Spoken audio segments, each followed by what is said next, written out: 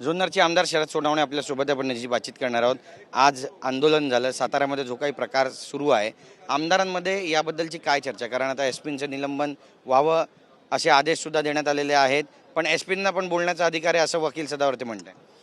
वकील सदावर्ते या सभागृहाचा भागच नाहीये, त्यामुळे आता समजा लोकशाही म्हणून सभागृहाच्या बाहेर कोणी काय बोलावं जे ज्याचं ज्याचं मत आहे, परंतु आज आमदारामध्ये सगळ्यांच्या चिंतेचं वातावरण मात्र 100% आहे। काय ताकद जेव्हा वाढवणारे स्वतः तुम्हीच मंडळी आहात, म्हणजे देवेंद्रजींनी ताकद वाढवली महाराष्ट्रामध्ये युतीची, आदरणीय एकनाथ शिंदे साहेबांनी ताकद वाढवली, अजितदादा सुद्धा तेवढेच मोठे महत्त्वाचे नेते होते, परंतु दुर्दैवाने ते आपल्यामध्ये आता राहिलेलं नाही। नुकतंच त्याचं ताजं आता एवढ्यात जी वार्ता आली आपल्या अपघाताचे निधन झाल्याची, आणि या अनुषंगाने महाराष्ट्रामध्ये आपापसामध्ये आता बघा, शरद पवार साहेबांचा पक्ष असेल, किंबहुना काँग्रेस असेल, किंबहुना मशाल असेल, या तिन्ही लोकांचं आपल्याशी भांडण नाही चालू, त्यांच्याकडे आता विरोधी पक्ष नेता पण त्यांना देता नाही आला। म्हणजे एवढं मोठं मॅग्नेट, एवढं मोठं बहुमत आपल्याला मिळाल्यानंतर आपापसामध्ये यादवी व्हावी म्हणजे तुंबळ युद्ध व्हावं हे महाराष्ट्राच्या जनतेला अपेक्षित नाही। आणि मला असं वाटतं की जर आपण सर्वांनी संयमाने घेतलं, बघा मधल्या काळामध्ये असा एक काळ होता की सेना भाजपला 2019ला जे बहुमत आलं त्या बहुमताला बाजूला करून उद्धवजी शरद पवार साहेबांबरोबर गेले, त्यावेळेला शिवसेना 2 झाली आणि ते मुख्यमंत्री झाले। पण नंतर ही सगळी गेलेली सत्ता आणण्यासाठी अक्षरशः मोदी साहेब असतील, शहा साहेब असतील किंवा देवेंद्रजी असतील, यांनी एकत्र येऊन एकनाथ शिंदे साहेबांना विश्वास दिला आणि त्या विश्वासातून खरं त्यांनी हा पुन्हा महाराष्ट्र युती सरकारकडे आणला आणि मग एकनाथजी शिंदे साहेब मुख्यमंत्री झाले। मग एवढं चांगलं बॉन्डिंग असताना आज हे तुमचं माझं करण्यामध्ये आज खरं सगळे आमदार डिस्टर्ब आहे, म्हणजे भाजपचे पण डिस्टर्ब आहे, शिवसेनेचे पण डिस्टर्ब आहे, राष्ट्रवादीचे पण डिस्टर्ब आहे। खरं हे होतं कारणीभूत कोण आहे? नाही, हे तुम्हाला मी सांगतो ना की सगळं जे आम्हाला पाहिजे म्हणजे कुठल्या एका पक्षाला हे मिळणार नाही, कारण हा महाराष्ट्राचा जो लोकशाहीचा जो आपण प्लॅटफॉर्म पाहिला तर बहुसंख्येने वेगवेगळ्या विचारधारेची माणसं हे एकमेकांना अटॅच असतात। प्रत्येक ठिकाणचं आता पश्चिम महाराष्ट्रामध्ये आजीदादाचं वजन होतं, तर शिवसेनेचं वजन तुम्ही पाहताय शहर आणि ग्रामीणमध्ये मिक्स आहे। आज भारतीय जनता पार्टीची मग त्याच पद्धतीने संमिश्र भूमिका आहे, त्यामुळे आपण सगळंच आमचं होणार अशा भूमिकेमध्ये जर राहिलो तर आपापल्याच्या वाद्यामध्ये पुन्हा महाराष्ट्राच्या जनतेसमोर हे जे सगळ्या गोष्टी जर उद्या पितळ जर उडं राहिलं तर मला असं वाटतं की याचा त्रास पुन्हा एकदा आपापसाच्या लढाईमध्ये होणार आहे।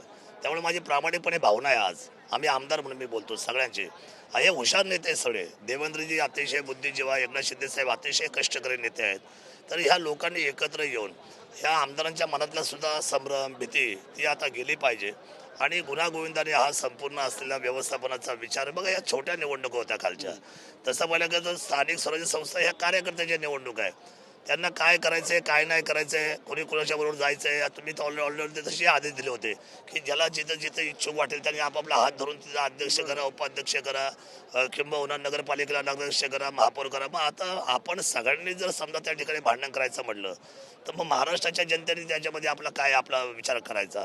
त्यामुळे मला असं वाटतं की आज सगळ्यापासून कोणाचं मन लागत नाही आहे, सगळं वातावरण गंभीर आहे सभागृहाचं आणि सगळे आमदार कोणी कुणाशी फार बोलत नाही, कोणी कुणाशी काही आज म्हणजे काय म्हणतात ते कुठला विचारच शेअर करायला मागत नाही, निशब्द झालेले आहेत। मुख्यमंत्री एकनाथ शिंदेकडे आमदारांची बैठक झाली, त्यामध्ये पण आमदारांचा सूर होता की कुठेतरी शिवसेनेला भाजपकडून सापत्य वागणूक मिळते, तुम्हाला पण असा अनुभव आला? बघा माझं आपल्याला प्रामाणिकपणे म्हणणं असं आहे की सत्तेच्या आणि खुर्चीच्या हव्यासापोटी आपण एकमेकाचे रस्ते आडूच नाही कोणीच।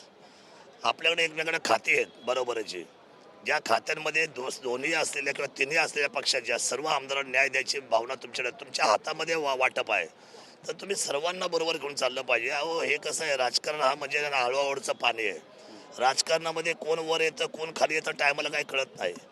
मी एक काळ जनता दल पाहिलेला माणूस आहे, एक वेळ जनता दलाचं राज्य होतं, मी प्रत्येकाचा काळ आपण पाहतो, काँग्रेसचा पाहतो, भारतीय जनता पार्टीचा आणि शिवसेनेचा आज काळ आहे, पण आपल्या जर भांडणामध्ये जर उद्या समजा पुन्हा विसंगती होत राहिली तर याचं इतक्या मोठ्या कष्टातून एक काळ असं होतं विसंगती होईल असं दिसतं चित्र, विसंगतीचं वातावरण होऊ नये त्याची काळजी घ्यावी अशा पद्धतीचा आता अलर्ट मोड आहे आताचा, हा अलर्ट मोड आहे महाराष्ट्राचा आणि याच्यामध्ये सर्वांनी अलर्ट होणं ही काळाची गरज आहे प्रत्येकाने। महत्त्वाचा प्रश्न तुम्हाला दुसरा विचारायचा आहे, गॅस सिलेंडर आपण पाहतोय बऱ्याच ठिकाणी कमर्शियल गॅस मिळत नाहीये, घरगुती गॅसची पण बोंबाबोंब सगळीकडे सुरू झालेली आहे। आता जो 14 किलोचा जो सिलेंडर आहे तो आता अर्धवट भरून दिला जाणार आहे, 8 ते 10 किलो, या निर्णयाकडे कसं पाहता सरकारच्या? कारण हा महत्त्वाचा निर्णय असेल की याने आणखी जास्त पॅनिक समाजामध्ये तयार होईल असं दिसतंय चित्र. बघा आता लोकांचे तिकडे शहरं जळत आहेत. त्या तिघांच्या राष्ट्राच्या भांडणामुळं त्यांचे लोकांचे म्हणजे आर्थिक नुकसान देश संपत चाललेले आहेत. त्यांच्या आयुष्याची राखरांगोळी काही माणसं मेलेली आहेत, बळी चालली. आपल्याला त्याचा फक्त थोडीशी झळ पोचते. जर राष्ट्रावर संकट आलं तर आपल्या सर्वांनी त्याच्यामध्ये थोडंसं काटकसर करणं किंवा ती काटकसर थोडीशी लांबपर्यंत पुरवणं.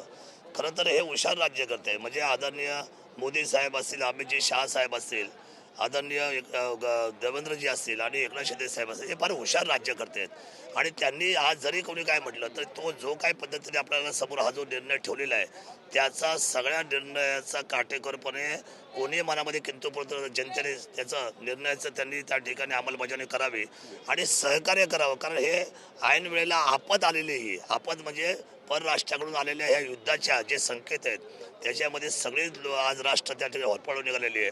आपण काय वेगळे नाही, फक्त आपली लोकसंख्या मोठी आहे. त्यामुळे आपल्या सर्वांना हातात हात घालून या संकटाला सामोरं जावं लागेल. याच्यामध्ये राजकारण होऊ नये अशी आमच्या सरकारची त्या ठिकाणी भावना आहे. नक्कीच कमिशनचं राजकारण सुरू झालंय का विधान भवनामध्ये आणि आमदारांचं मंत्रालयाच्या माध्यमातून? कारण शिवसेनेचेच आमदार आहेत संजय गायकवाड ज्यांनी कुठेतरी विधान केलंय. ते म्हणतात की 35 कोटीचं कमिशन आहे ते मी आमच्या कार्यकर्त्यांसाठी सोडलं. यावरून नवा वाद तयार झालेला आहे, बरीच चर्चा रंगते. तुमचा असा काही अनुभव आहे का आणि हे विधान जे आलंय समोर त्याबद्दल काय प्रतिक्रिया? नाही, मी आपल्याला सांगितलं का विसंगतीचं राजकारणाची सुरुवात होऊ नये कुणाचीच. का असं की काय खरं आहे काय खोटं आहे हे तर कुणालाच माहीत नसतं. पण त्याच्यावर जर चुकून एखादं भाष्य कोणी कुठल्याही बाजूने झालं तर मला असं वाटतं की त्या विसंगतीची चर्चा खूप वाईट होत असते सभागृहामध्ये, सभागृहाच्या बाहेर सुद्धा किंवा माध्यमातून जनतेसमोर सुद्धा.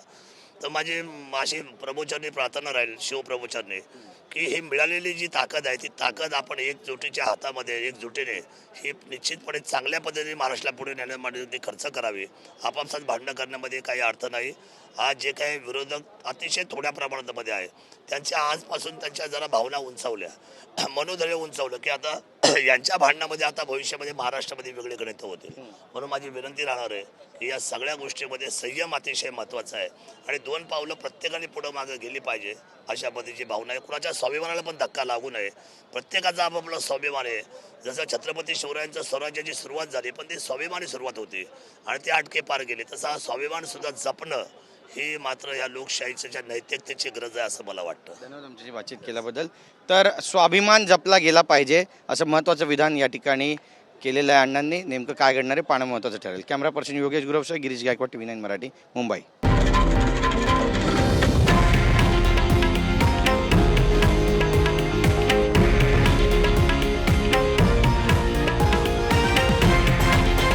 हे आहे देशातील नंबर 1 न्यूज नेटवर्क आणि आपण पाहत आहात TV9 मराठी, एकमेव.